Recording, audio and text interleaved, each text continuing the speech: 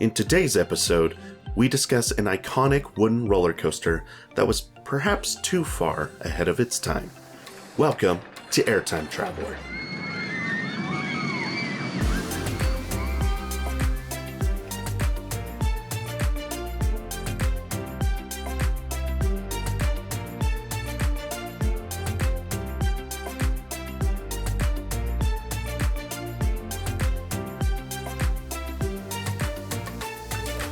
How's it going, everybody? Welcome to the Roller Coaster History Podcast. You are listening to Airtime Traveler. My name is Nathan Grace, and as always, I'm joined by my wife and lovely co-host. Hey, I'm Haley Grace. And welcome to the season premiere of Season 3. The premiere of Season 3. I don't know why I called this season premiere. Season 3. High fives all around. Woo!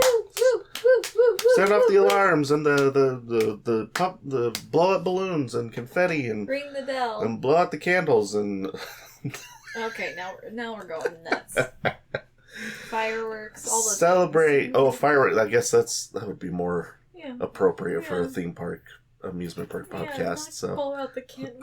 What are you talking about? It's kind of like the second birthday of the podcast in a way, right? I mean, the podcast started like 2 years ago, so like the season premiere is like the birthday. Oh my god. Okay. Well, if this is your first time tuning into the podcast, welcome. Welcome. We're excited. Beginning of a new season is always exciting. So I feel like every we've gotten new followers, each season too, so I feel like there should be some new people hopefully listening. So. Yeah. I mean, we went to I don't think we'll record a coaster conversation. There's not a whole lot to talk about, so we went to. We'll just talk about it briefly here. We went to the grand opening of Fire in the Hole this past weekend, and without children, we left the kids behind. So it was just Haley and I, which doesn't happen much these days anymore. It was awesome. Not that we don't love our kids, but it's nice to have some time to just ourselves every now and then. So, true. But and so it was a lot of fun. There was, it was a great little event they put on, and we got there early enough that we didn't have to wait like 3 hours in line like some people did. So that was I appreciated that. Yeah. So we waited about an hour, right? Yeah. Roughly. Yeah. And the ride was fantastic. I already posted my thoughts on the ride on social media. If you want to go see my thoughts on that, you can go follow us on Twitter /X or on Instagram. You can go and see our thoughts there. But yeah, we met some people while we were there. We got some nice polos made up for the event, and so that way they were people. Awesome. Yeah, they were great. Like I think people. Last time we went to an event, we just wore T-shirts, and I think people thought maybe we were just kind of. We enjoyed Airtime Traveler, or maybe didn't know what it was, but we had like really nice looking polos, and it had the Roller Coaster History Podcast caption underneath it, so people not only saw that we're here kind of more on business, but also knew what we did. Yeah. So which was cool. They didn't just see Airtime Traveler and was like, wonder what that is, but like with the caption underneath it, they're like, oh, so you guys do a podcast, and like.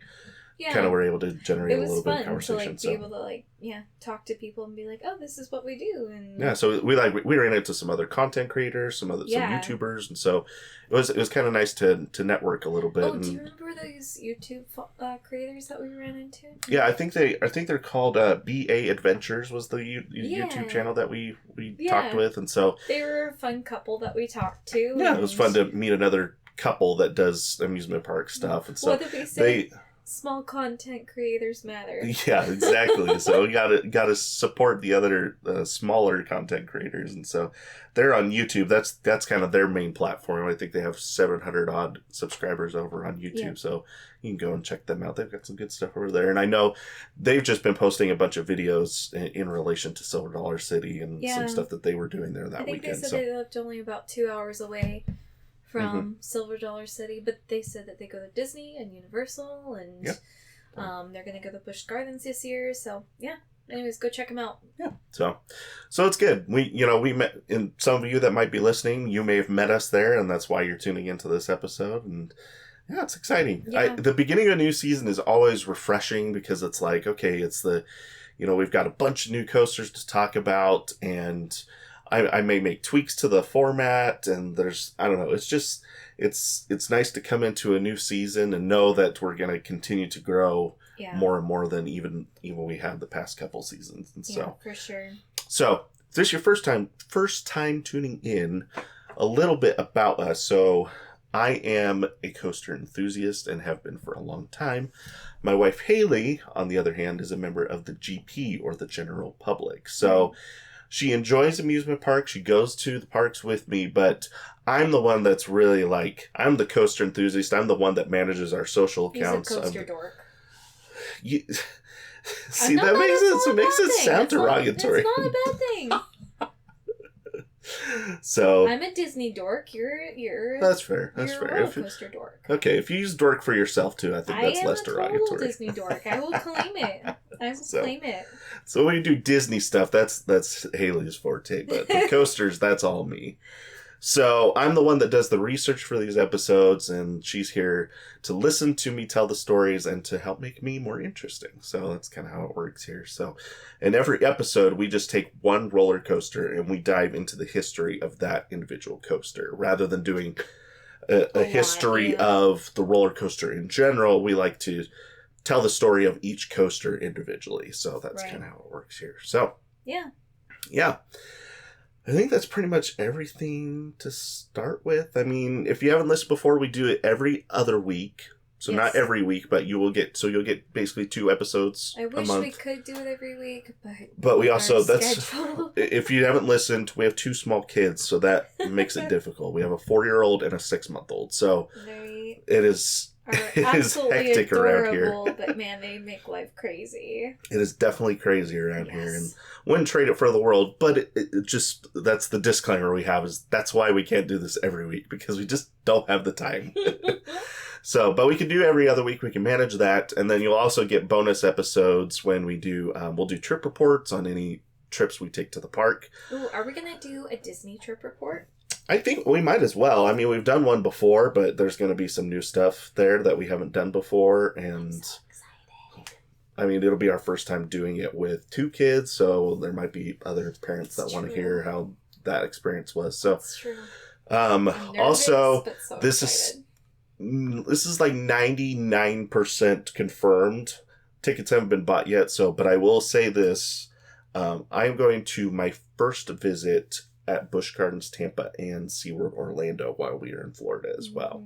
So that's 2 new parks that I'm hitting up that I have never been to before, so that's more coasters to talk about on the podcast. I will not be going with you because I'm going to be watching the kids. More than likely. We have talked about maybe she'll be able to get, but we'll anyway, see. We'll play by ear. So, and then later in the year, the other park that we'll be doing for the first time, which I think we'll both do together probably with the kids, Busch Gardens is Busch Gardens Williamsburg. We better be doing that one together. That's what I thought the plan was. So I want to. Okay, so at least 3 new parks this year. So figured just kind of the way our schedules worked with other trips, those are the ones that made sense this year.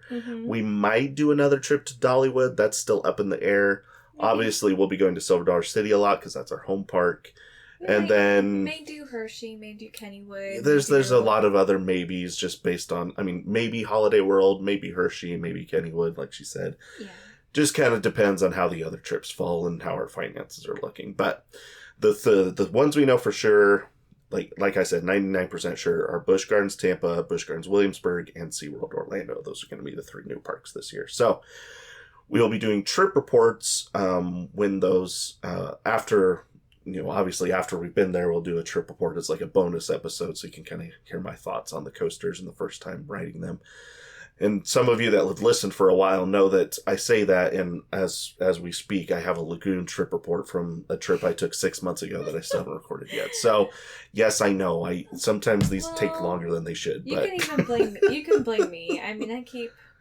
I'll either get sick or and we got back from that trip in August, and then the baby was born in October. Yeah, so I mean, it's been so crazy.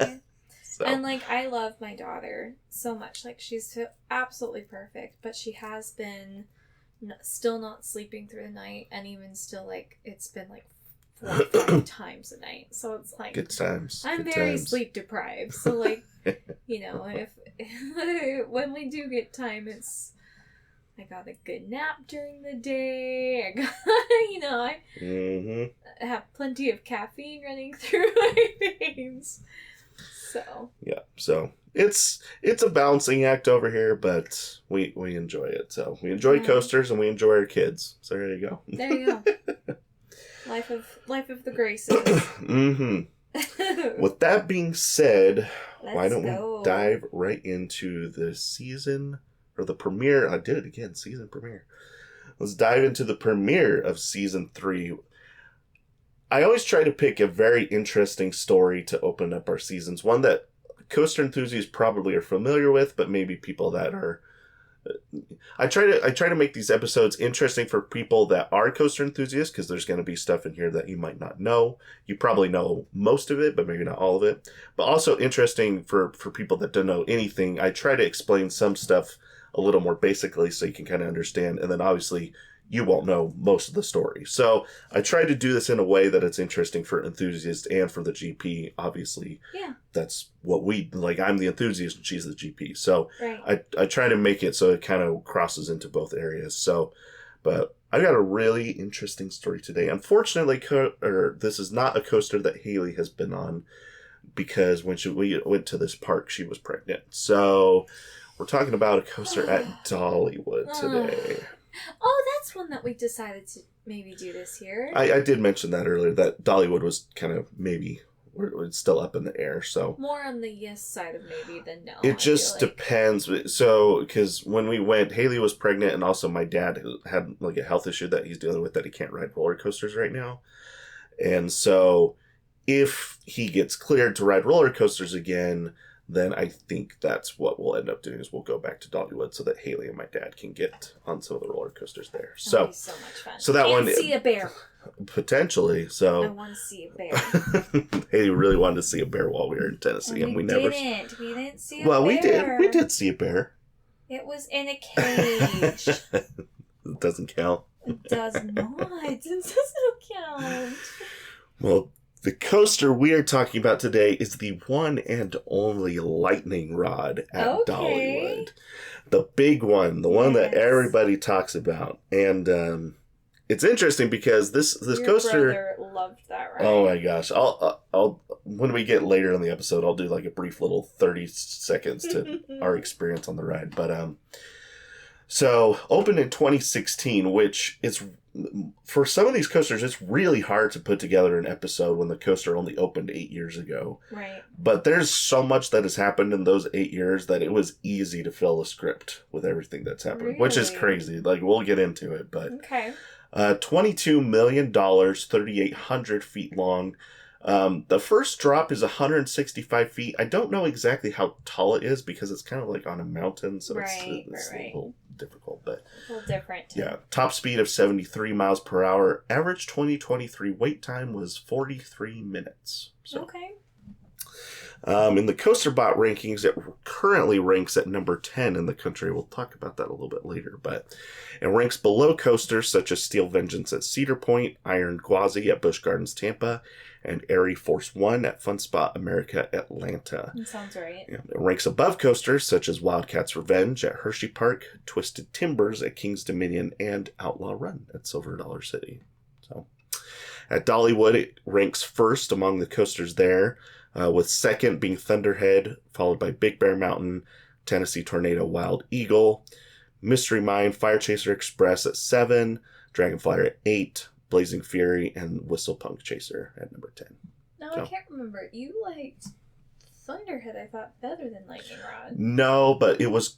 Lightning Rod was my number 1 at the park, but it was a lot closer than I thought it would be. I liked Thunderhead way more than I thought I would. Okay, so that's what it was. Yeah, but I did enjoy Thunderhead a lot. Review of the name. It's a good, solid name for a ride. It's also... It's a good name because it kind of has a double meaning to it, where, like... like obviously the literal term lightning rod of, because it's kind of the way that it's built on the mountain going up and then it kind of comes to a point, like it kind of looks like a lightning rod. But really the name is referring more to hot rods. Right. And so, and kind of the play on words as being a lightning fast hot rod and so it's a clever name. I like it. I think it's good. Yeah. The logo's solid too. I mean, it's nothing to complain about here. So it's a good logo. Looks good outside the ride. Fits very thematically with the ride. So well, I think that area is a little bit themed too. It kind of has. Oh, that whole section of the park looks great. Yeah. So like I mean, like they've got another ride over there that's kind of like that hot rod theme that Parker actually liked, which is surprising because he didn't pretty much go on anything else except that ride. Yeah, we're still dealing with that. Disney should be interesting. I'm really hopeful that Disney will kind of be different. It will kind of shake him out of it, but we'll see. So yeah, reviewed the paint scheme. There's not much to talk about because it's mostly wood. Right. I do review the trains. Cars, the trains are very nice looking. Now, I will say, we'll get into this later. This is how the trains looked when it opened. We'll get to the rest later. Okay. We'll just leave it at that. Here's the park's description of the ride. Yes, I've missed this. Themed after a tricked-out 1950s era hot rod, Lightning Rod sends riders more than 20 stories up its lift hill. At the crest of the hill, riders face twin summit airtime hills before tackling the daring first drop. Lightning Rod races down the 165-foot drop and propels guests along its 3,800-foot track. There's no surprise why USA Today readers have consistently named Lightning Rod one of the 10 best roller coasters in the country. What? I feel like that shouldn't have been like your normal reading voice. It should have been like, almost like the whole. I don't know what you're trying to say right now. I don't know. It should have been like, I don't know. Here, let me see if I can do it. Okay. Oh, Haley's gonna give this a go. Themed after 1950s era hot rod. Kind of like more upbeat because it's like, it's a hot rod. I don't know. I do all of them the same way. I do them all at once. I mean, it's still great. I still love your voice like that. So. Oh, customer reviews. Here we go. 4.6 out of 5 stars on Google reviews. Now, I will say, I try to pick customer reviews that I find funny. So a lot of these are going to be 1-star reviews, but like I said, it's 4.6 out of 5. So generally speaking, there's a lot of good reviews for this ride. But here we have 1-star. Worst roller coaster I've ever been on. Not fun at all. Terrifying, violent, and way too fast. The ride is fast the entire time with speeds up to 73 miles per hour.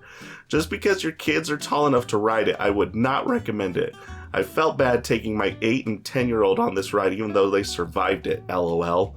We all agreed we would never do it again. Don't let the YouTube videos fool you. It is nothing like what you would expect. I feel like this is kind of reverse psychology. That makes me want to ride this. The phrase "the ride is fast the entire time" is interesting to me. It's a roller coaster. I mean, that's kind of the point here. Yeah. So if you don't like it, you don't like it, though. I do feel kind of the reverse psychology, though, here. Okay. Here's another 1-star. Maybe it was just running rough yesterday, but this is the most violent coaster I have ever been on. And I love roller coasters. The first couple of hills were fun, but then it felt like I was in a car that was wrecking. I felt like I had a concussion when I got off and still feel like it 24 hours later. And I don't know, I've definitely been on coasters bumpier than Lightning Rod was. 1-star. This is the 3rd time in 2 years I've tried to ride Lightning Rod, and each time it is broken or works for an hour then breaks. This is going to be a theme of our episode. We'll get into this more later, but there were so many reviews just like this one. So many of them.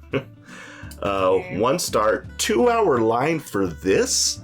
It was rough and extremely fast. Why are people complaining about how fast this ride? It's a roller coaster. I know, it's interesting. Like, I've never seen fast as like a complaint for a coaster. Like, Yeah. I know. If you don't like that, then don't. I mean, it says 73 miles per hour right on the sign. Like, that's fast. That's really fast. The people working it, the people working it didn't call for single riders and were about 15 or 16-year-old boys. Yeah, I mean, teenagers work at theme parks. That's how it works. Yep. How come this ride is only a month old and rougher than Thunderhead and Tennessee Tornado, which have been operating for years? Defiantly not worth it. I think they meant definitely, but it says defiantly not worth the wait. Defiantly. All the other rides were amazing, but not this one. So, there you go. Here's another one star. This one's super long. Okay, it's okay, but extremely overrated. It deserves a 1 for being an inconsistent ride and for lacking in elements. The launch is fun and unique, but that doesn't mean that it's a top coaster. After the decent drop, the ride goes into a wave turn, which really isn't even as extreme as Outlaw Run's wave turn. Okay, so this means this is an enthusiast. Yeah. Okay. After that, the ride is just tiny turns and bunny hop airtime hills. Yeah, enthusiasts love airtime hills. The ride is fast, but these elements are nothing special and don't provide thrill. These so-called amazing ejector hills didn't even send me out of my seat. I don't even know if this guy's talking about the same ride, because... It doesn't sound like it. I mean, I thought I was going to... I didn't actually think this, but the ride feels like it's going to fling you out into the moon. Like, that's how intense the airtime was. So I don't know what day this guy rode the ride, but man, it must have been running slow that day, because... This is crazy. So that's funny.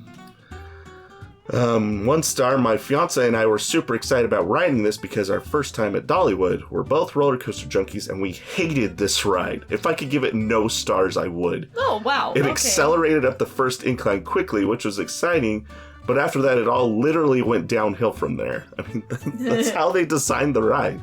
The bars across my legs were hurting as we were going over the hills. Way too harsh, way too jerky. As soon as the ride ended, I heard multiple comments from other riders about how they didn't like the ride. When we finally got off, I felt sick and lightheaded. My head started pounding and I actually had to go throw up, and it pretty much ruined the rest of my trip. I wouldn't recommend it to anyone. Wow. I do find it funny when people are like, yeah, I'm a roller coaster junkie. But I think some people have only been on like the 4 or 5 roller coasters at the park that they grew up going to. Yeah. And they don't realize, like, if you just grow up, like, if you had only been to Idlewild and ridden those 2 roller coasters, and you're like, I love those. Even Kennywood, I feel like. Well, Kennywood has some intense stuff, though. I'm talking about, like, if you only grew up going to a park that had medium-sized roller coasters, and then you went to, like, a Kennywood and rode Phantom's Revenge, then you'd be like, oh, that's a roller coaster. You know what I mean? Like, I feel like that's kind of what's going on here, so... let's do one more here. 1 star. I am amazed at how many people act like they have actually rode this ride. I have been over 40 times this year and not seen it open once. This line is my favorite. I think Dollywood must be making fake Google accounts to make good ratings for the ride. After spending over $800 this year for season passes for my family, based on advertisements for a ride that would have better been named as a giant statue, I dare say this will be my last year purchasing season passes. Wow. So there you go. It wasn't open that much that he never even got to ride I know. I do find it fun. Just the thought of Dollywood caring enough about Google reviews to pay people to go in and leave reviews is funny to me, but... You never know. There are customer reviews for Lightning Rod. What do you say? Should we talk about the history? Yes, please. All right, everyone, get into pull down your lap bars, keep your hands, feet, and legs inside the time machine at all times. Let's go back to 2013.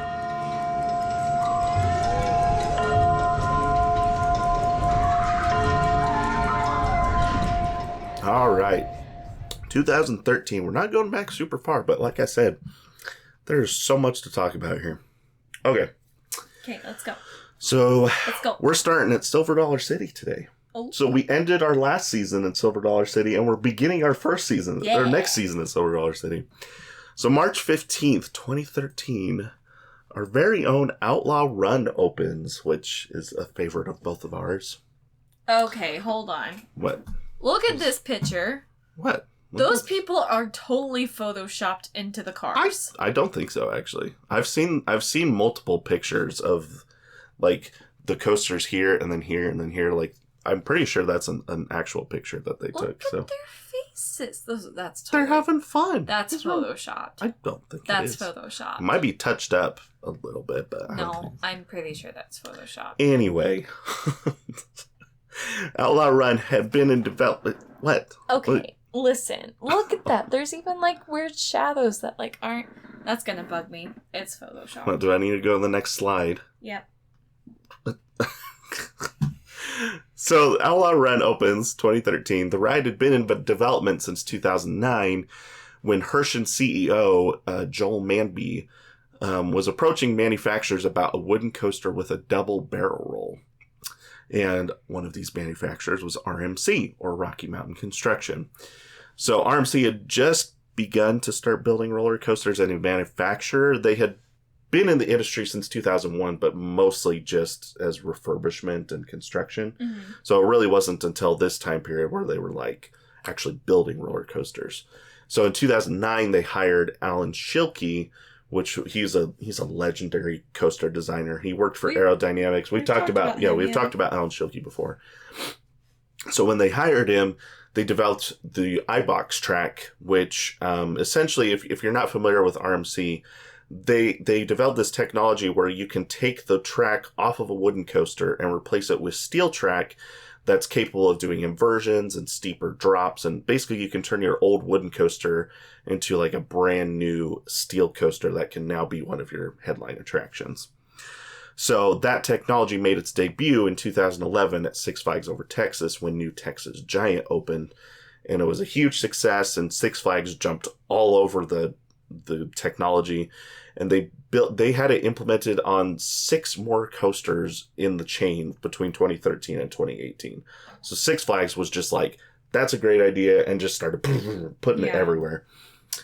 So New Texas Giant would catch the attention of Silver Dollar City Park officials, and they actually, RMC, when they were talking about the Outlaw Run project, RMC had the park officials from Silver Dollar City come down to Six Flags Over Texas to see New Texas Giant and to ride it. And that demonstration ultimately led them to secure the contract for what would become Outlaw Run. So the only difference, is Silver Dollar City didn't want to do a steel coaster. They wanted to do a wooden coaster. Because the idea that the CEO had was, can we do a wooden coaster with inversions? So that's kind of what they wanted to go for. Right. And so we'll dive into all this deeper when we do an Outlaw Run episode someday. But so we'll do a deeper dive into all this. So, but needless to say, Outlaw Run was a big success, and it was RMC's first ground up coaster. Basically, they didn't take an old coaster and repurpose it. They built this from scratch. Right. And it was a huge success. Outlaw Run would win the Golden Ticket Award for Best New Attraction of 2013. And so that's where it kind of leads us into our story today now. Okay? Mm-hmm.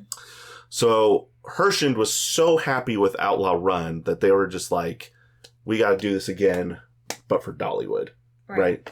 Which, if you're not familiar, so Hershey is the parent company of Silver Dollar City, Dollywood, Kentucky Kingdom, and a few other things. But those are like the 3 big parks that they own. And so, so Dollywood and Silver Dollar City, kind of the 2 big ones. So after Outlaw Run was so successful, they said, we need to do something with RMC at Dollywood now.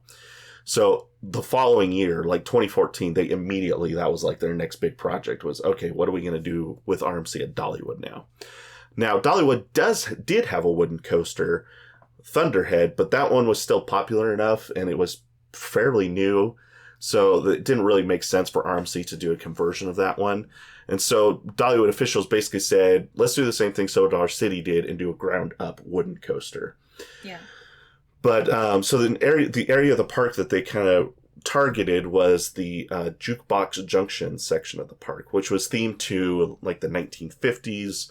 It has I don't remember what the car ride is over there. I should have pulled that up. Anyway, there's like one of those rides where you can drive the car and it's got the center rail in the middle, and it's like all old 50s hot rods, and it plays like 50s music while you drive around and stuff. And there's like a diner there. I don't know. It's all themed to 50s stuff, right?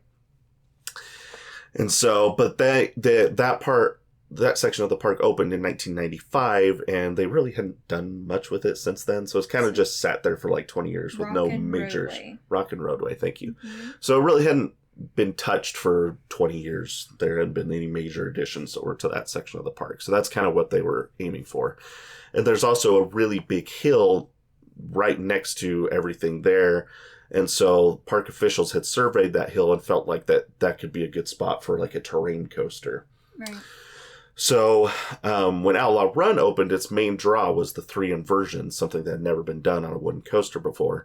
And Dollywood officials wanted their coaster to also have a similar marketing, like something that could be a marketing draw for people to come in. But they didn't want to go like build a coaster with 4 inversions, because then that kind of takes away from their sister parks roller coaster. So you see what I'm saying? Like, yeah. Herschen's kind of like, why don't we try to do something different so that we're not like, right. You can both have a coaster that's a record holder, right? Right. So they were brainstorming like, okay, what can we do with our coaster to make it, different? So still have a really good marketing, draw, and it'd be revolutionary, but not take away from Outlaw Run. So this led to Dollywood officials posing this question to RMC: can we put a launch on a wooden coaster? Ooh. So that was something that had never been done before. Right. And so that was really intriguing to RMC. But RMC not only had a wooden launch coaster never been done, but RMC had never built a launch coaster, period. So, I mean, the Dollywood coaster would only have been was going to be their 10th coaster ever. Right. So they don't have a lot of experience under their belts. And so an early idea that was floated around was using a cable lift, which is an example of that is like, we've talked about cable lifts before with Millennium Force is the one we talked. So a cable lift, basically, instead of a chain that pulls the coaster up, which is what like 90% plus of roller coasters use. A cable lift is much faster. And if you want to hear more about the technology of how it works, you can listen to our Millennium Force episode, which I think was episode 30. And we go into detail on that a lot. But a cable lift is much faster. And so that was an idea that they floated early on. So an example of that is this wood coaster here. This is El Toro at Six Flags Great Adventure, which uses a cable lift. But ultimately, Dollywood officials felt like it was go big or go home and really pressed RMC to look into the possibility of a full-on LSM launch on a wooden coaster. Yeah. So RMC even posed the idea of doing it as a steel coaster instead, like just doing their iBox track instead of their wooden track. Yeah. And Dollywood was like, we want the world's first wooden launch coaster. If we can do that, that's what we want. Yeah. So then there's this story that's really funny from the closing stages of development. So I think we've talked about this before. Do you remember where RMC is based out of? Idaho. Yes, correct. You remembered. Good job. Thank you. High five. So RMC is based out of Idaho. And so they were inspired to do... To be specific, it's up north by Coeur d'Alene. Yeah, I think I'm pretty sure it's up. I don't remember exactly what town it's in, but it's north. It's like up by the Coeur d'Alene area. So See, very good. Yeah, I pay attention. You do. And you have a good memory too. So not really, but the thought is nice. So one of the things that they had been inspired to do is, what if we did a launched lift hill? And what had inspired them was their mini rides on off-road sand rails at the St. Anthony Sand Dunes, which you and I are very familiar with. We've actually been to the St. Anthony Sand Dunes. I didn't know that. Okay, that's cool. So here you go. There's some pictures from St. Anthony there. Because what they'll do is they have these hill climbs, right, where they'll take their off-road ATV or sand rail or whatever and drive it up the incline of the sand dune and jump over the other side, right? Right. So, to help seal the deal with Dollywood, RMC invited park officials out to Idaho to take a ride on the sand rails out in the St. Anthony sand dunes so that they could show them what an uphill launch could look and feel like if they were to put it on their coaster. Apparently, at one point during the day, Fred Grubb, the CEO of... He's founded RMC. I can't remember if he's the president or the CEO or just the owner. Anyway, he founded RMC. And he got so much air in his vehicle at one point that he crashed and almost died, but he was okay. Like, he could have died in but he was fine. And so thank goodness. But so that's pretty crazy. That is a story. That's a story in itself. But it worked because after this trip, Dollywood officials were convinced to move forward with the project and sign the contract. So there you go. Lightning Rod was partially inspired by the St. Anthony sand dunes, which is hilarious. That is those sand really dunes funny. Are so pretty, but like we took pictures out there, didn't we? Yeah. I still have them. Mm-hmm. Yeah. I think beautiful. I think one of those is. I think one of the pictures is actually on the wall in our living room from the St. Anthony sand dunes. So there you go. So, just a little while later, on August 7th, 2015, Dollywood officially announced Lightning Rod, the world's first wooden launch coaster. At a cost of $22 million, it would be the single largest investment in the park's history.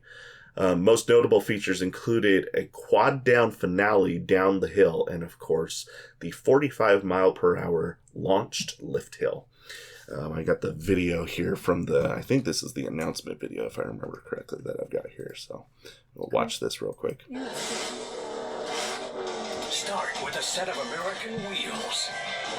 Add a ton of elbow grease and ingenuity. Sparkling chrome, a hand-painted custom finish.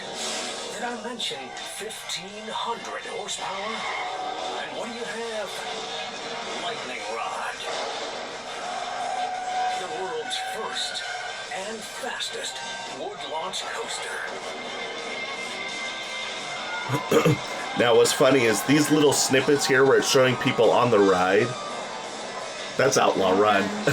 So, I when I watched the video, I noticed that. I was like, hey, I've seen that video before in a Silver Dollar City commercial. So, the video right now is just kind of showing the layout, showing different things. So, showing snippets of the ride and snippets of old hot rod videos from the 50s.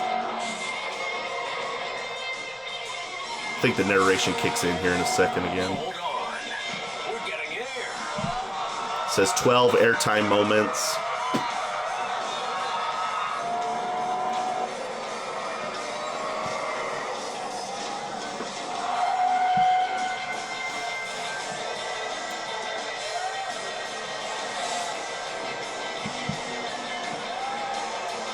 Outlaw Run again.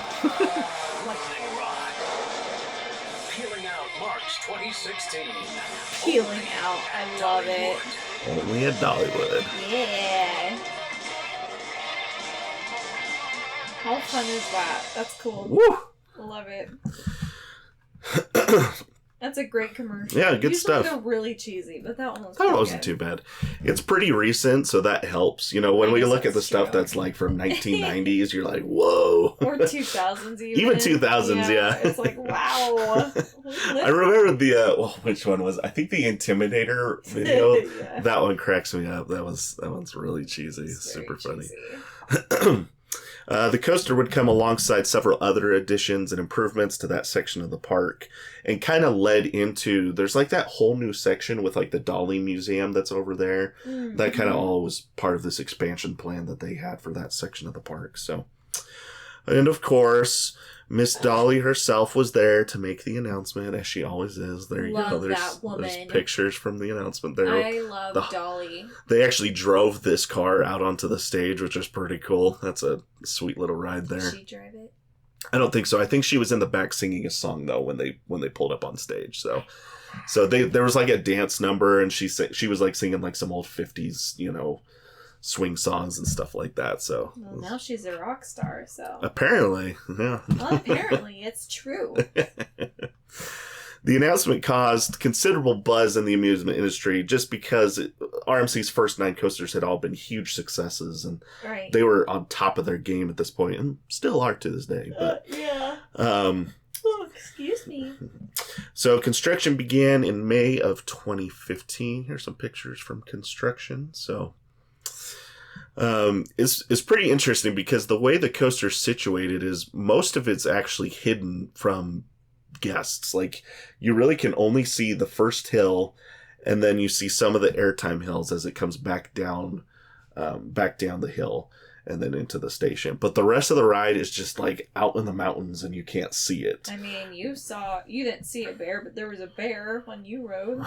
If you want to hear my lightning rod bear story, go check out the Dollywood trip report that we did last year. Mm-hmm. And lightning rod was one of the last things we talked about. So go towards the end of the episode. You should be able to find it. But I have a bear story from lightning rod. Pretty good. It was a bear.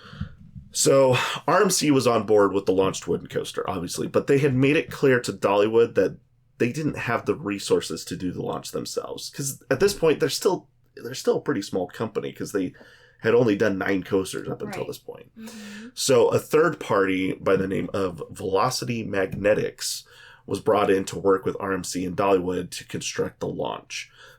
So essentially, RMC designed the coaster, the layout and everything.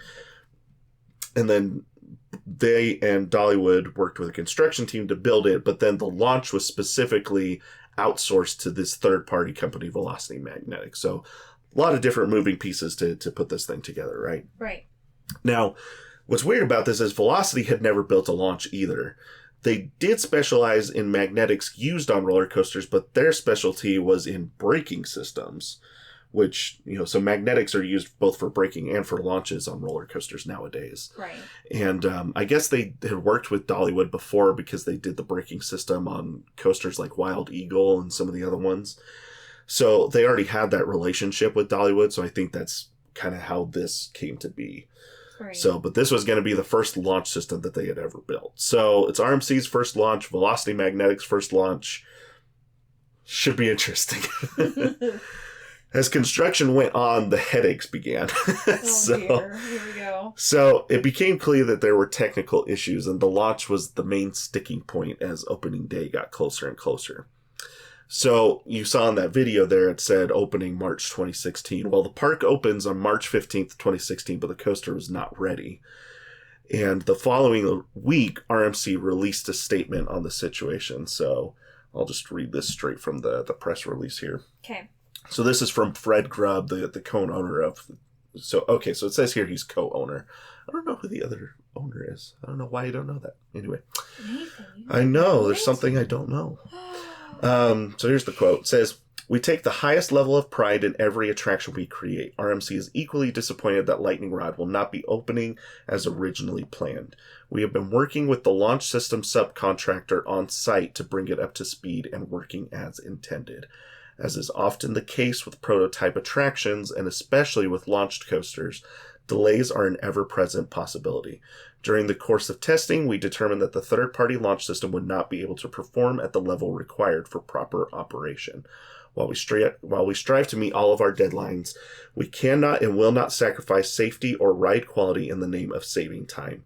RMC never has nor ever will open any new attraction until it has passed our rigorous standards.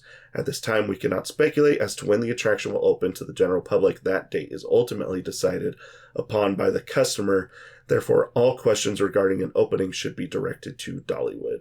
On behalf of all the employees at RMC, I want to personally thank the management team at Dollywood, the fans of the park, as well as our fans for their patience and understanding as we work to bring you Lightning Rod." So, there you go. I mean, I like that. I like that they're pretty forthright. Well, and it's good to be transparent, too. I've always appreciated when the parks and manufacturers are transparent about things, because, if something just doesn't open and then 3 months later there's no word about it, people just assume the worst, right? And the rumors start to fly, and it's I don't know. So I appreciate the transparency, because I think everybody appreciates that. Not just in the amusement industry, just in general. Transparency is just it's a decent thing to do. Yes, exactly. So as the months went on, RMC and park officials continued to work with Velocity Magnetics to get the launch working consistently. Starting on May 23rd, there were a few guests that got to experience the ride periodically while they did technical rehearsals, basically just testing everything to make it work. And once they felt that it was safe, it was kind of like, okay, we can let a few people ride and just, kind of practice to see how, all this is working. So that was between May 23rd and June 12th. And then finally, on June 13th, 2016, Lightning Rod would open to the public and continues to operate to this day.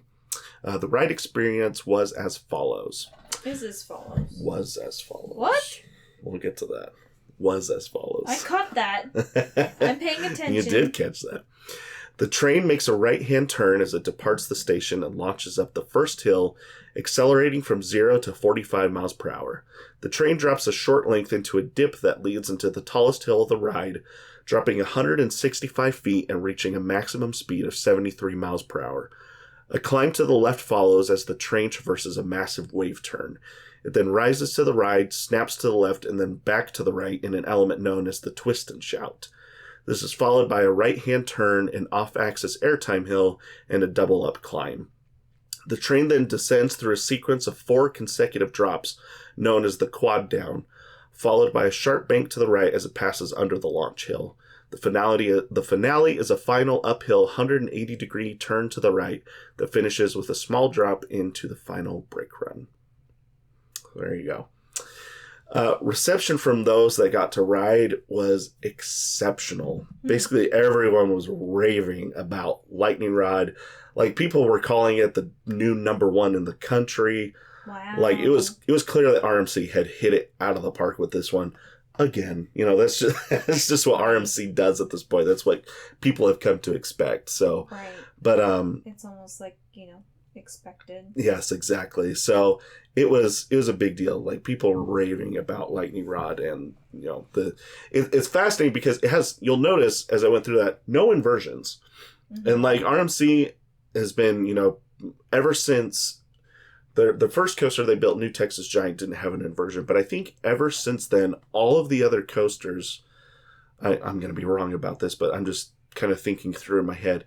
I'm pretty sure all of their other coasters have had inversions except for Lightning Rod. I think that's the only other coaster they've built that has no inversions. Interesting. So it's very unique from all the other RMC coasters in that way. First of all, because of the launched lift hill, obviously. Right. But also in the fact that it's really all about the airtime. It's nothing to do with inversions. Right. So it's a very unique experience in that way from other RMC coasters. Yeah. Okay. Now, here's where things start to get interesting. Interesting in what way? Well, 5 days after Lightning Rod opened, the coaster was closed.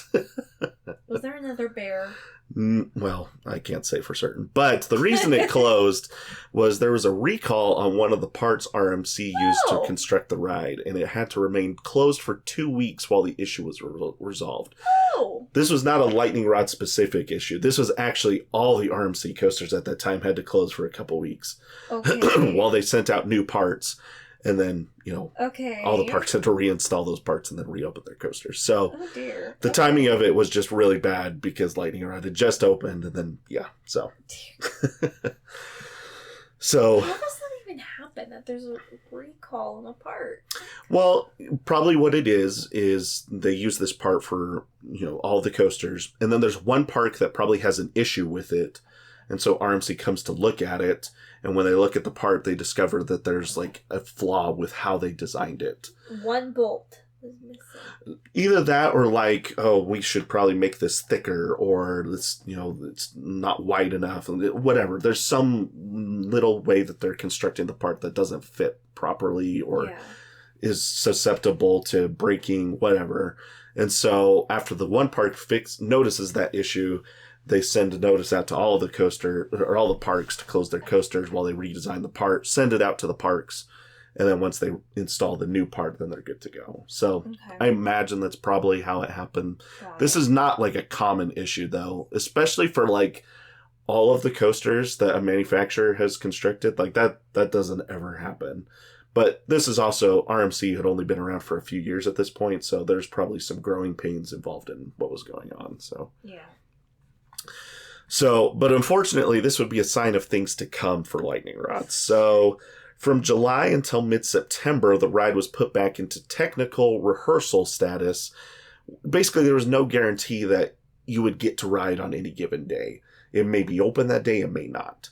So, just even after they installed this new part, like there were just problems that they were having. So then finally in September of 2016, the park announced that the ride had fully reopened. Or so they said. I was gonna say, fully because means what? Well, that just means it's supposed to be open every day now. Okay. But for the remainder of the 2016 season, getting a ride on Lightning Rod was like a luck of the draw every single day. And like some people say, I've heard some people refer to it as like getting a ride on Lightning Rod on that opening year was like literally like a lottery. Like you had to be there at the right time on the right day to like get that ride in before it had like an issue and had to close. This situation happened constantly. Okay. And like I even have pictures. So look at this. The park would open. Guests would see Lightning Rod completing test runs. So everyone would line up outside waiting for it to open. And then this is a thing with all coasters. They have to complete a certain amount of test runs before they can open it in the morning. So, I don't know what that number is. Every park decides that. Let's call it 5. Okay? Yeah. So after it completes 5 test runs without any issues, they say, okay, let's open the ride. So the ride outs would open the ride. Everybody gets inside. They're all excited. They would load the first train. Train would leave the station. It would get to the launch, and the launch sequence would fail, and the ride would have to be shut down, and then that process starts all over again. So, I mean, how many coasters have several pictures of evacuations on the ride? I've got 4 of them here that I just pulled from Reddit because there's people taking pictures of all these times that this one, they went to the park that day and the train was still sitting there on the launch track from the previous day. Like, this is crazy. That's crazy. So, and the launch sequence wouldn't fail the same way every time. Like, sometimes it would get to the bottom and it just wouldn't go at all. And sometimes it would get like halfway up and then it would stop and then it has to slowly roll back down the hill and then they'd evacuate. And other times, like, there would just be like some kind of system error. And sometimes it was overheating. Like, there's just all kinds of problems going on. So it wasn't even like a specific problem. They eventually, so we'll talk about it in a sec. There is a specific issue that's going on here. So, okay, you have to understand. I kind of always jump ahead. I'm sorry. You're fine.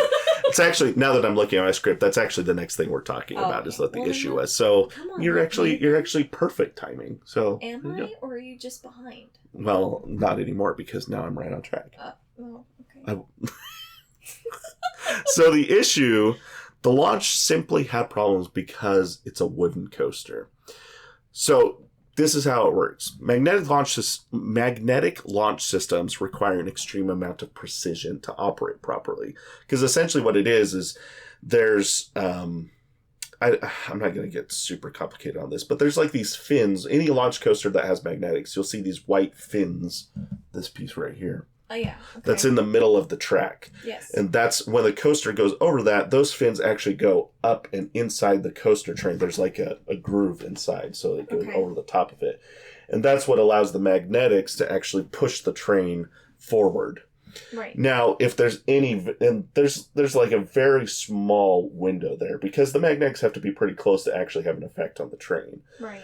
But that window is so small that if there's any deviation there and it actually touches, like it'll just shut down because the friction could cause some kind of, it could wreck all the magnets if there's any like touching points there, right? Right. So steel coasters, that's not really a problem because wooden coasters by nature bend more than steel coasters do. Wood is just more flexible than steel is. Right. And that's normal. Like they account for that depending on if you're building a steel coaster or wood coaster. They account for how much the track is going to bend based on, whatever. Right.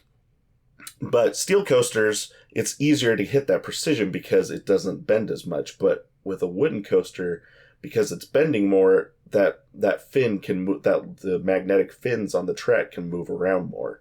Yeah. And so the main problem would be that the track is bending under the weight of the train and causing the launch fins to come into contact with the trains and shutting the whole system down.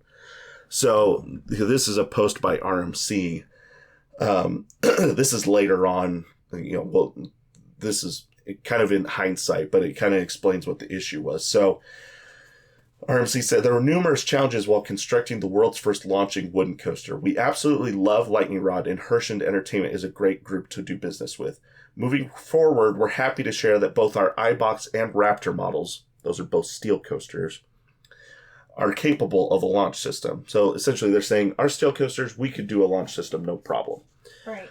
In hindsight, and so then they go on to say, in hindsight, it makes sense, but it turns out that the precision needed for a launch system isn't too easy to hit on a flexible wood structure. So something they didn't really think about in the development stages of the coaster, and ended up being a problem. So if that wasn't bad enough, things got worse as temperatures started to fall. So Lightning Rod was unable to operate in temperatures below 40 degrees. So here's a... it's Tennessee. I mean, yeah, it's going to be cold a lot. Well, the problem is 40 degrees is fairly typical for steel coasters. That's generally when most steel coasters will close, is at 40 degrees and under. Yeah. Wooden coasters, however, can usually operate to like 34 is usually what the cutoff is for wooden coasters. Just because they are more flexible. Because the problem with cold is when structures get cold, they're more susceptible to breaking when they're under stress. Mm-hmm. And so, but because wood has more flexibility than steel, it can get colder before that becomes an issue. Right. So, for example, Outlaw Run can operate at 34 degrees. Thunderhead, the other wooden coaster at Dollywood, can also operate at 34 degrees. But Lightning Rod is 40 degrees. And that's because of its location on top of the hill.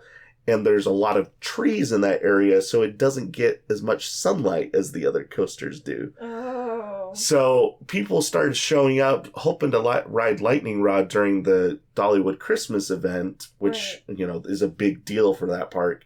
And it was not open the entire time because it was too cold. And so this is just a disaster at this point.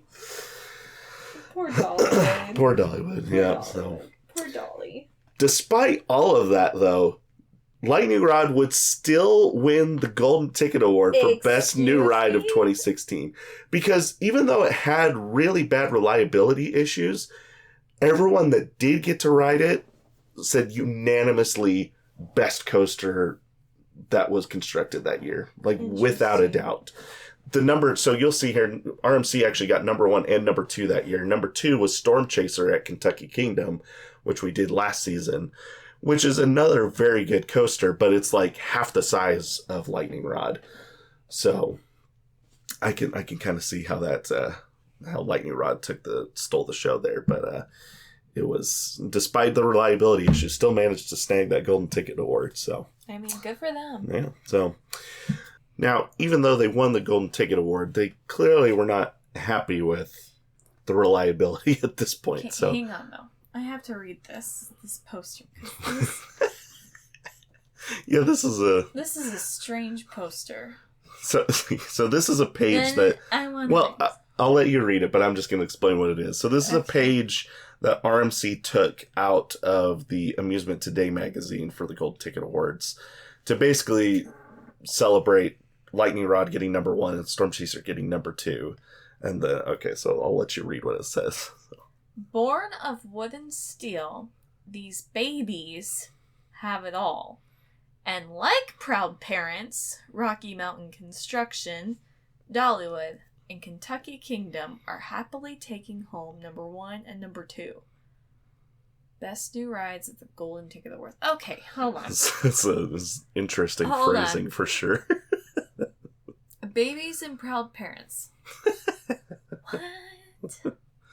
Born of wood and steel. I'm not done yet. There's 3. Rocky Mountain Construction, Dollywood, and Kentucky Kingdom. Does that just mean RMC had a kid with 2 different people? Like they had one kid with Dollywood and then they had another kid with Kentucky Kingdom. Is that what's going on here? This is definitely a blended family. This is a strange love triangle we got going on here. It's just a weird way to phrase it for sure. It is so weird. These babies have it all. I don't know. I get what they're... He's such a cute little lightning rod. Oh dear.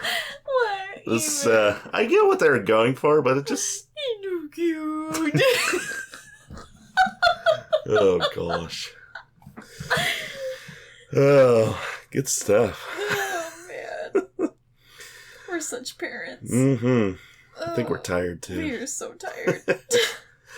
So, Dollywood officials wanted to get the reliability stuff sorted out before the next season, right? So, as maintenance began during the off-season, the park discovered even more issues. Great! Hold on. Mama Dollywood.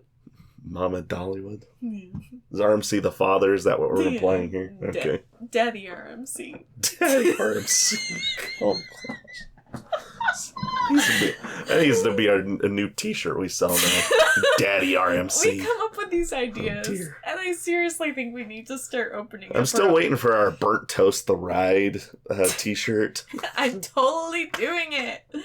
What's that from? What episode? That was from episode 8, I think. It was the racer at Kings Island is what that's from. I think it was episode 8. Basically, there was one of the coaster cars caught on fire as they were delivering it to the park, and they had no idea why. But then somehow you and I came up with thought they should rename it because of that, and Burnt Toast the Ride is what we came up with. I don't know. Something like that. We're such dorks. Good times. Such weirdos. It's crazy that we've been doing this long enough now that we can have callbacks to other episodes. Like, that's pretty funny. Oh, man. So weird. Anyway, so... Daddy RMC. Daddy RMC. GP knows best. That should be our other one. GP Princess. So, the track was beginning to suffer from wear and tear much faster than it should. And this was especially true at the top of the launch hill. Now, there's conflicting reports on whether the train was going faster than they intended or if it was just if it was wearing out faster than they thought it would. Regardless, the park made a significant change for the 2017 season. So, you're going for the rest of the episode, I'm going to refer to Lightning Rod in different stages because there's different changes that we make along the way. Okay? Mm-hmm. So 2016 was Lightning Rod version 1. That's the only year that it ran in that state. Full speed. Anyway, yeah. Okay? Okay. Lightning Rod version 2, the first major change they made is they turned the last section of the launch hill was shut off. So it would still accelerate to 45 miles per hour, but instead of going over the first hill at 45 miles per hour, it now would slow down to about 13 miles per hour and then go over the first 2 hills.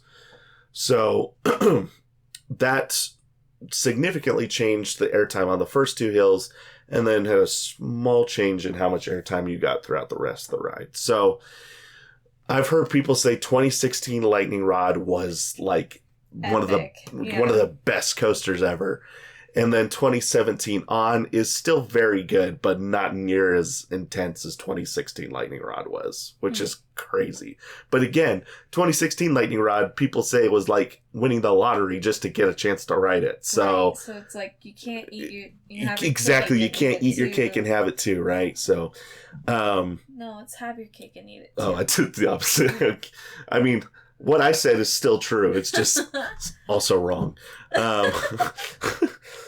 Now, while the launch adjustment did help with track wear, it did little to resolve the reliability issues.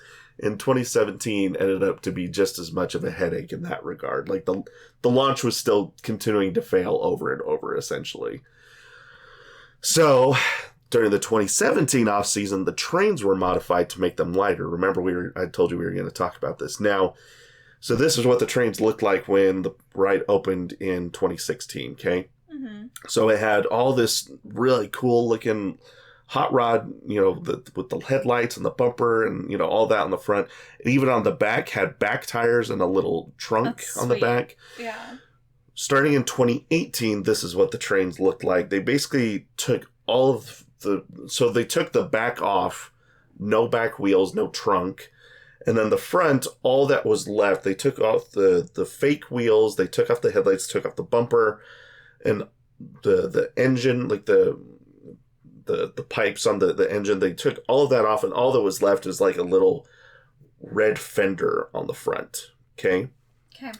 And then later on, they removed even that. So this is what the trains looks like when I rode it last year. Is just the actual cars are the same, but they completely removed the entire front of the train. Okay. So because the idea is if we can make the trains lighter, then that would put less stress on the launch system. Okay. That was the idea behind it. So, and did it work?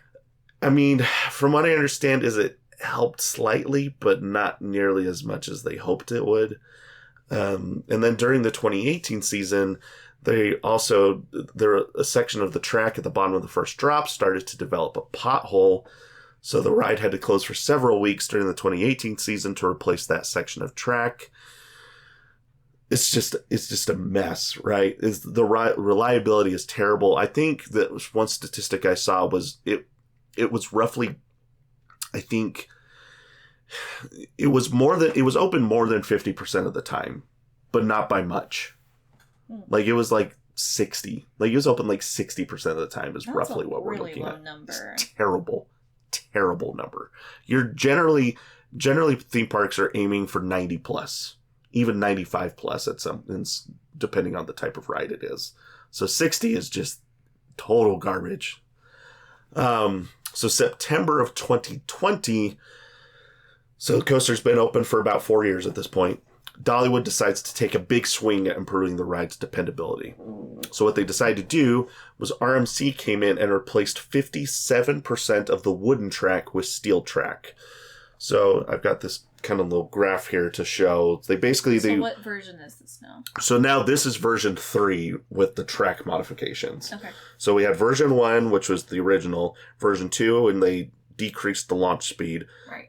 Now we're at version 3 where they've replaced more than half of the track with steel instead of wood. Wait, is this version 3 or version 4? This is version 3. Well, because they removed the train stuff. Was that? Well, are you counting that as version 2? I'm not the trains. I'm not worried about the trains. If you really want to get technical and say which train version you had to, we could forget about it. I'm just talking purely the track. Okay. Okay. So they replaced the entire launch hill, the first 2 hills, then it goes back to wood for the next middle section of the ride, and then it goes to steel as it starts to come back down the hill, and then goes back to wood when it hits the final brakes. So is it still considered a wood coaster or a hybrid? Now, after they replaced more than half of the wooden track, this now becomes technically classified as a steel coaster. So now they can't even advertise that this is the world's only wooden launch coaster. That's sad. Even though I noticed this when we went, it still said that in the queue. When I was in the queue, it still says world's only wooden launch coaster. Like, but here's the thing: most people don't know that. Yeah. Don't know that because they just see the wooden structure and assume it's a wooden coaster. That's like, true. For generally speaking, GP, that's kind of how they see it, right? So, but you can see, so here's a great picture here to kind of see the work that RMC did. So you can see right there is where that changes. So there's the steel iBox track, and then boom, that's where it switches to the wooden track. So yeah, I mean, if I took one look at it, I probably couldn't have tell. Yeah. So the idea is that the steel track would make it so less maintenance had to be performed on the wooden sections of the track, which had been a problem, but 2, because they're doing less maintenance on the track, that allows them more time to do maintenance on the launch, which had been the problem most of the time. Yeah. So now, from what I understand, 2021 and 2022 were actually a lot better than previous seasons. Not great, but better. Like the reliability went from like 60% up to like 75-80%. Okay. So good, but not great. And then 2023, which is the year we went, things started to kind of deteriorate again. And I can attest to that because when we were there, so we were there for 2 days, or I was there for 2 days. You were there for 1 day.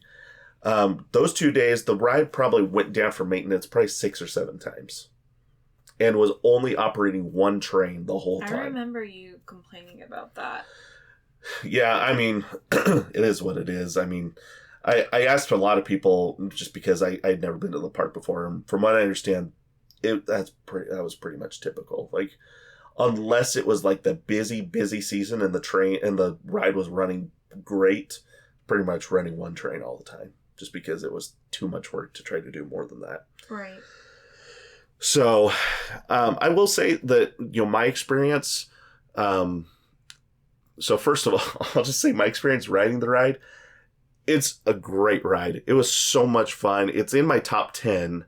My little brother, Levi, he's 8. He's 8. He has autism, but he loves roller coasters. And I mentioned earlier, my dad had a head injury, and so wasn't able to ride roller coasters when we were at Dollywood. So I was Levi's riding partner for most of the coasters we did that trip. I was Levi's riding buddy. And so this was the first coaster we did because I know this coaster and I know how bad the reliability is. So when we got there and I saw it was open, I said, we're doing lightning rod first in case it is closed the rest of the time we're here. So, and we did get on it. Actually, we got on it first thing in the morning that first day we were there. So that was good. And man, thing is so intense. We flew through that last turnaround and into the final breaks. I looked over at my brother and his eyes were just like saucers. Like I was just like, did you like that, buddy? And he goes, yeah. Like he's just all out of breath, just like. And I don't think, so cute. Yeah, I don't think he rode it again that day. So I think he enjoyed it, but I think he was like, "Whoa, man, that was a little much." Crazy. So it was a good time. So, but I will say the park has been very understanding of the situation with the reliability, and I don't know if everyone has had this experience, but when I was there the second day, I wanted to get one more ride in on Lightning Rod, and there was 30 minutes left in the day, and it was still open.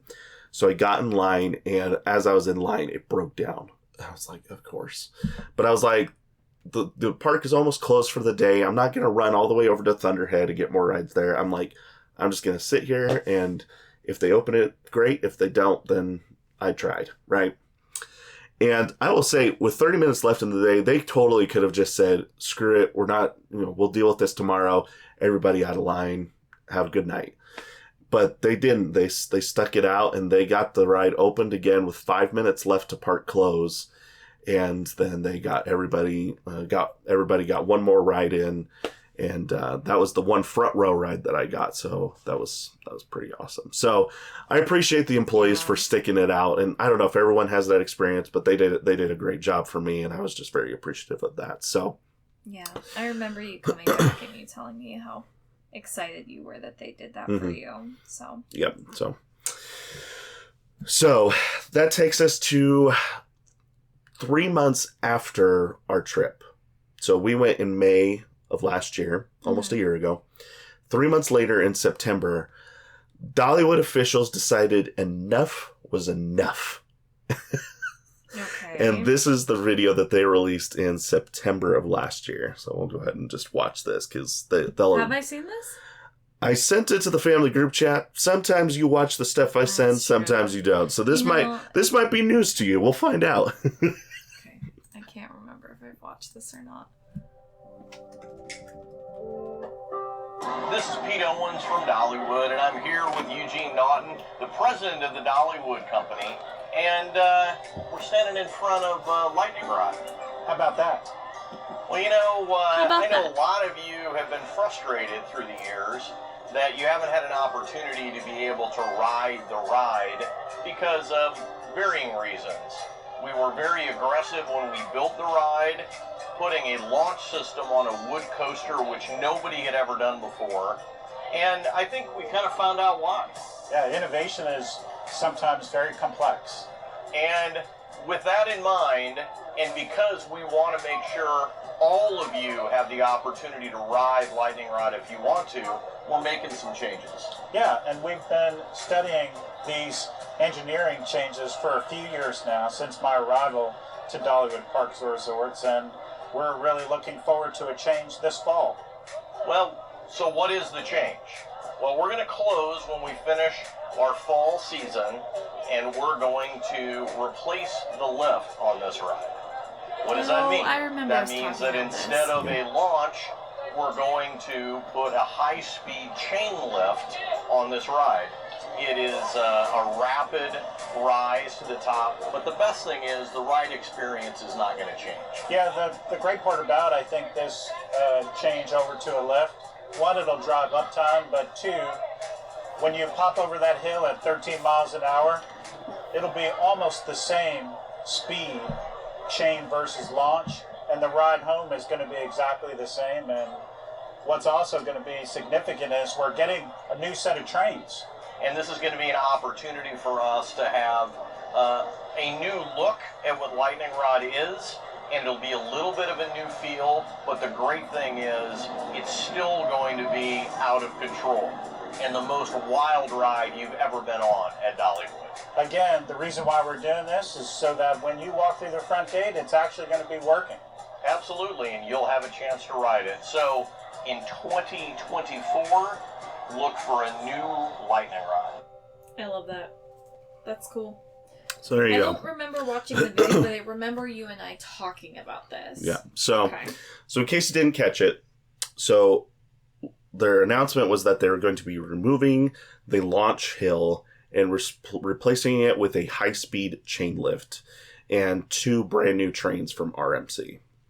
So this didn't come as a surprise to many enthusiasts. It had been rumored for a long time, but it still made the coaster community nervous. Would it ever be the same? The park was adamant, as you know, and they specifically said it in the video there, that following the first drop, it would be exactly the same. Basically, their goal was, if we can get a 13 mile per hour chain lift, then once you crest over that hill at 13 miles per hour, then the rest of the ride should be identical as to when it had a launch. Right. Now, it's not going to be the same as when you went flying over that first hill at 45 miles per hour during the 2016 season, but Yeah. the ride was not going to last doing that. So this was the next best thing, right? Right. So on October 30th, 2023, Lightning Rod operated with a launched lift hill for the last time. And after a few months of construction, Lightning Rod reopened with Dollywood with the chain lift on March 8th, 2024, less than a month ago. Okay. So have people been on it yet? Oh, yeah. Okay. Oh, yeah. So, and it's a very hot topic in the coaster community right now. In a bad way or a good way? It's not great. Oh. So here's the thing. Lay it on me. It's tricky because there's a couple variables that we've yet to see play out. One is it's colder right now. And Yes. when it's colder, coasters run slower. Okay, Yes. that's a known fact. That happens everywhere on every coaster. 2, these are new trains. Coaster trains take a while to break in, like a shoe or like a new car. Like, you know, things take a while to, you know, loosen up, get into a rhythm. That's just the nature of having a brand new thing, right? Right. So it's to be seen whether it's actually going to be as fast as it was pre-chain lift. So, because I decided to do a little research of my own, because I've seen a lot of conflicting opinions online. So I was like, okay, I'm going to pull up some POVs on YouTube and just time them myself, and I just want to see what the difference is. So I pulled 2016, 2022, and 2024. So basically, version 1, version 3, and version 4 of the ride. Okay? I know, this is super confusing. Basically, 2016, that's the original version, all wood, full speed launch hill. Okay. Version 3 is not half speed, it's slower launch hill, mostly steel at this point. And then 2024 version is mostly steel chain lift. So those are the versions we're dealing with now, okay? 2016, I got from the top of the first drop to the final brakes, got an average of 38.2 seconds. 2022, I got an average of 41.9 seconds, so it slowed down by a few seconds. There's only 2 POVs right now of the chain lift version, and they're an average of 47.5 seconds. So 6 seconds slower than it was with the launch. That's crazy. Now, again, that's... I don't know. In So the general public, I'm like, that's not terrible, but... I guess as an enthusiast, that's pretty bad. The actual length of time doesn't matter, but what that means is it's going slower, which means less airtime, means less intensity. So, yeah, that's where the sticking point is. Now, El Toro Ryan is a really popular content creator in the coaster community. We've talked about him before. He went to Dollywood a couple weeks ago and posted his thoughts. And he says in his video, he basically felt like it wasn't that far off from the launch version. And he also mentioned that it's a colder month, the new trains, beginning of the season, all these things. So his feeling is that it's going to come out to eventually be the same. And he knows he's been a coaster operator for tons of different parks. Like he knows what he's talking about. So I don't know. It does give me hope, and I will say it'll be back to normal by the time that we go in September. I would assume that by that point everything should be broken in, and it'll be fairly warm by that point. I will say I don't think I'm going to like it as much as I used to, because I did really like the launch. I thought the launch was a unique feature and something that is not on any other coaster. Sad that I didn't get to I know, isn't that a bummer? I was thinking about that. I was putting this episode together. I love my baby. I love my baby. I love. I know, right? The sacrifices we make for our children. No. The sacrifices you made for our child. Yeah. Oh, so it's a tricky thing though, because I've seen a lot of enthusiasts complaining about Dollywood making this change, and it's like, okay, well, what do you want? Like, do you want... Again, you can't have your cake and eat it exactly too. Like, it's like, calm yourself. Like, some people are like, they should have just left it the way it is, and it's like, okay, but when it was left the way it was, you were complaining that it wasn't open all the time. Yeah. So you can't make everybody happy here, and I will miss the launch, but I do think this was the right decision. Like, yeah. I think that this was just unmanageable at this point, and I think something had to give. And it was either the coaster closing down or making a change. And obviously the preference is the latter of those two options. It's like... So, but I feel like some people on social media, it's like, to complain or to complain. That's the question. Like, am I going to complain about it not being open or complain about it not being intense? I feel like social media anymore is like the place to complain.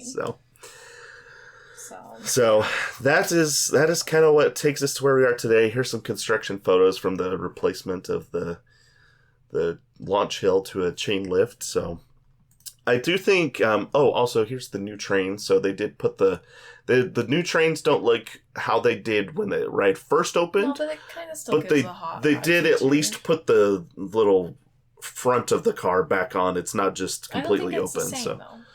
It's not identical. It is slightly different, but it's close. So, and apparently the new trains that RMC is doing, the next gen trains they're doing, are even more comfortable than the older ones. So that's nice. So this last slide is just a shout out to these ride closure signs that got a lot of use over the last 8 years. Nathan. Oh, and that's ultimately what it comes down to. It's like, if we're gonna complain about us moving to a chain lift, then this is the alternative. It's, would you rather? And like, it's one thing for people that are season pass holders that get to go 20, 30, 50 times a year. And it's like, okay, it's not open this time. Well, it'll probably be open next time we come. But like, if you're only going once every 5 years because that's all you can afford, and there's other parks you want to go to, well, what are you going to do if the one day that you're there in 5 years, Lightning Rod is closed the whole day because they couldn't, get the launch system working properly? So it's this tricky thing where it's like, as coaster enthusiasts, would we rather have a breakneck, going crazy all over the place ride that's, you know, throwing us out of our seats with maximum intensity? Or would we have something that's like 90% of that, but it's going to operate more reliably? Right. And I think that's the answer. So I saw someone say today that, would you rather have a 10 out of 10 experience that's only open half the time, or a 9 out of 10 experience that's open 90% of the time? Right. And I think that's the answer right there. It's like, obviously, if you're only there every once in a while, you would prefer